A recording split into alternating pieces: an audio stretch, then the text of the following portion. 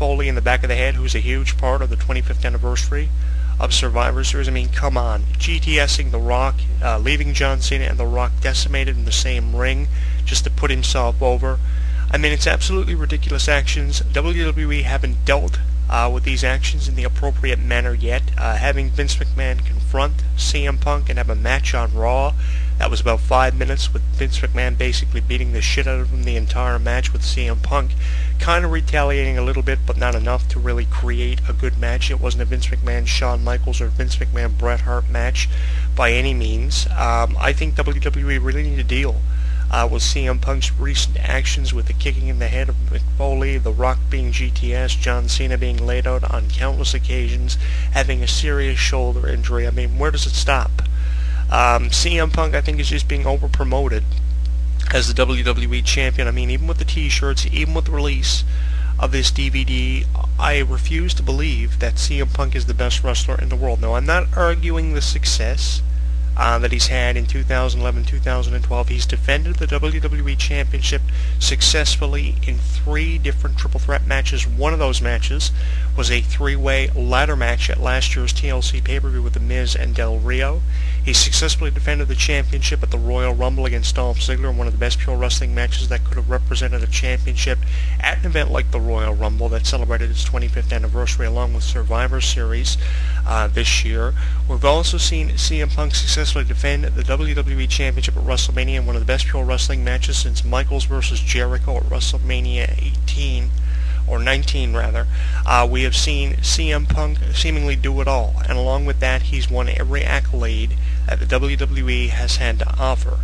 If he defeats The Rock at the Royal Rumble, the way I see it going, now I alluded to this for a column that I wrote for In This Corner with Jonathan Clarke about The Rock's future as WWE Champion. If CM Punk somehow finds a way to defeat The Rock, which could happen, to continue over-promoting CM Punk as champion and to extend his lengthy WWE Championship reign, which is highly unlikely. But if it were to happen and CM Punk were somehow to survive against The Rock, I see a 3-way at the WrestleMania over the next couple of months. I see The Rock, CM Punk, and John Cena for the WWE Championship, because I believe the more effective form for The Rock to win the WWE Championship is at WrestleMania. And a lot of wrestling fans, radio shows, and columnists may give me shit for this, but I really believe that the only place The Rock can win the WWE Championship is at WrestleMania, because over the last number of years, the last 2 WrestleManias, that's where The Rock has had the majority of his success. He returned to the ring for the first time at the 2011 Survivor Series, but I really think the most success The Rock has had since his return for the first time in 7 years has been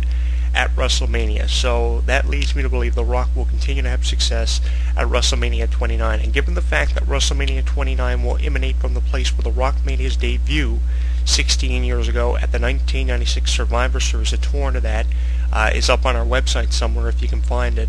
I think The Rock is deserving of winning the championship in the place that he made his debut in. Not in the same venue, but in the same state. I think The Rock is very deserving of winning the WWE Championship from both John Cena and CM Punk by pinning CM Punk to get a bit of retribution from the GTS he suffered on Raw 1000.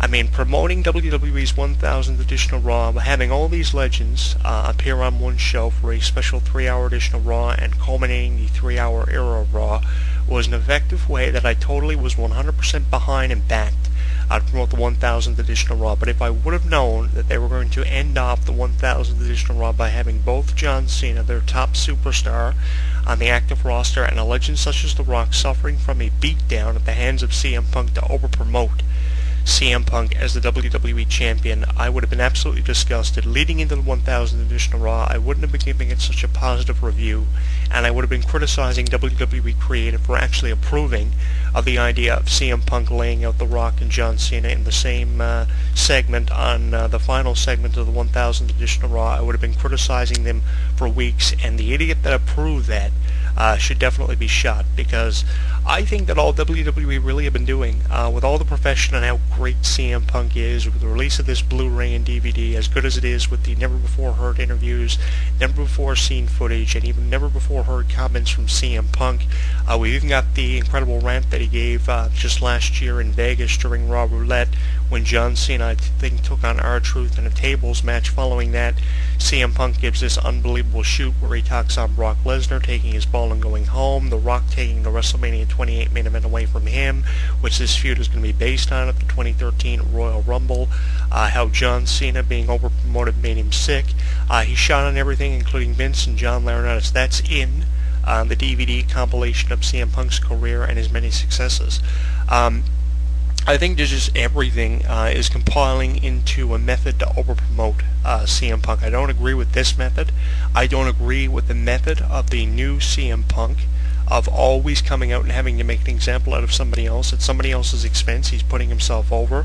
Because I believe, really, as good as CM Punk is, and as far better of a talent as he is than The Miz, I think CM Punk really is on the same level as The Miz when he felt overshadowed by The Rock and John Cena, and how The Rock was guest hosting WrestleMania 27, and John Cena and The Rock were teasing this huge match they were going to have at the following year's WrestleMania. It was just used as a forum to promote The Rock versus John Cena for WrestleMania 28 because of The Rock's hectic schedule. I think that CM Punk really has reached a position in his WWE Championship reign where he realizes the only way to put himself over is to begin dissing the fans who made him a star after that campaign that could be titled Make CM Punk a Star, which really is all that, having fun, wanting WWE to go back to what it was back in the 90s when you get the ice cream bars. All the talk about the ice cream bars, all the talk about CM Punk wanting this place to be fun again, wanting to enjoy his time as WWE Champion and being champion for a very long time. The only thing CM Punk wanted of that was a lengthy WWE Championship reign because he was screwed out of his first WWE Championship run, and he had to take the company hostage at the Money in the Bank pay-per-view from 2011 to actually become noticed. CM Punk became noticed in an effective way. After months and months and months of promoting him as one of your top superstars, you have CM Punk revert back to being an idiot. I like the idiot of CM Punk as champion more than CM Punk as an idiot without a title. I will agree with that, and I'm not going to argue or dispute the amount of success CM Punk has had.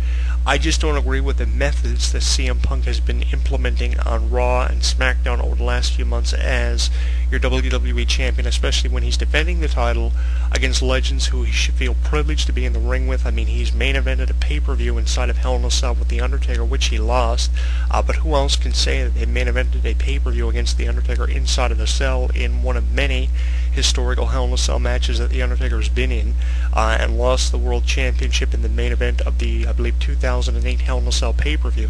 Nobody else can say that, only CM Punk. He's one of the only new talent superstars who can say that he main evented a pay-per-view. It wasn't WrestleMania, but at least he's a new talent that main evented against The Undertaker and had his career elevated because of it. Here's the thing, CM Punk is making an example out of legends who made CM Punk who he is today. The campaign of CM Punk being the voice of the voiceless, the cult of personality, the best in the world, is just a way for WWE to promote CM Punk and put him over the top. Now, I know that WWE are trying to create new stars really fast, but I have never seen a new talent superstar promoted this much as John Cena has been over the last 10 years, as CM Punk has been of more recency. I mean, everything from CM Punk, best in the world, to CM Punk t-shirt sales increasing, to CM Punk being on the video game promo for WWE 13, both in the commercial and on the video game case, which is a strategy WWE I know has been using for years. But I mean, come on, who's going to buy WWE 13 with Punk in the commercial and on the case? They just released their latest WWE trailer on YouTube for WWE 13, and Punk's even emphasized more in this latest promo that I tweeted on our Twitter account than he was in the original WWE 13 promo.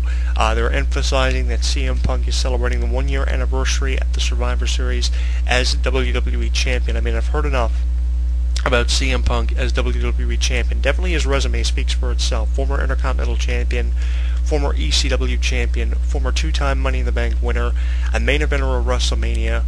He competed in the finals of the King of the Ring tournament before losing to William Regal in a pure wrestling match against one of the most phenomenal legends that the industry has seen come through its doors of both WCW and WWE. Definitely CM Punk's resume speaks for itself. He's been the world champion before also on several different occasions. CM Punk's done it all, and he done it quicker than probably any of the new talent superstars. Shortly after his arrival, CM Punk was a guy who believed that, would never amount to anything in the minds of a lot of people, and he went from being a nobody, seemingly one of the biggest superstars in the WWE and wrestling industry, seemingly overnight. One of the most interesting interviews that was compiled for the CM Punk Best in the World DVD was the interview that was done with Paul Heyman, who CM Punk is being represented by in recent storylines on Raw and SmackDown. Paul Heyman alludes to the fact that nobody knew what to do with the guy. Nobody ever thought CM Punk would amount to anything. He was really a male version of Kelly Kelly. I guess is the best illustration I can put forth to you guys, and I use that because nobody thought Kelly would last 6 months, and she goes from being someone who was not very taken seriously to someone who became Divas Champion, and I think CM Punk was looked at in that same light, where nobody knew what to do with the guy, only give him a couple of spots on ECW to take up time on a 45-minute show on Sci-Fi, and then after it goes to WWE.com, CM Punk's career skyrockets to one of the top superstars on Raw and SmackDown. He spent a number of years on SmackDown. He comes from SmackDown to Raw, and seemingly overnight metamorphosizes into the most popular superstar that WWE has, apart from John Cena. And I do agree with